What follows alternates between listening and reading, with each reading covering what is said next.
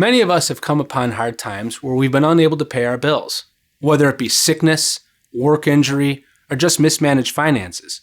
Sometimes the bills go unpaid, and when they go unpaid, they get turned over to collections.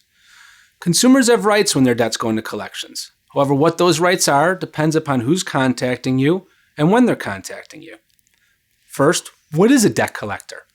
A debt collector is any person or company who uses any mode of communication, be it mail, phone, or email, in order to attempt to collect the debts of another. And that phrase, of another, is a key phrase. What that means is they have to be collecting somebody else's debts, not their own. Your credit card company, your bank, your auto loan company, or your mortgage company is not a debt collector and can't be held liable for anything that might violate the Fair Debt Collection Practices Act. So a debt collector is a company that collects somebody else's debts. And what can they do? Well, they can call you, they can write you letters, or they can report this debt to the credit bureaus. Regardless, when they first start to get in touch with you, they have an obligation of notifying you of what your validation rights are. Your validation rights are, quite simply, your right to know what this debt is about and who it was originally owed to.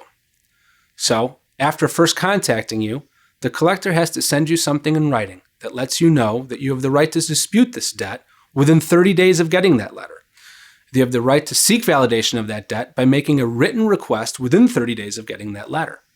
What happens when you make that validation request?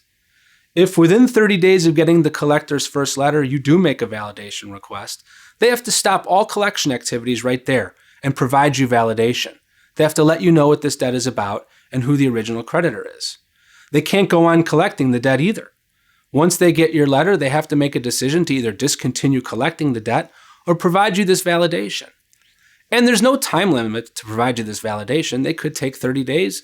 They could take 6 months to get you this validation, as long as they don't attempt to collect the debt throughout that time where they haven't validated the debt.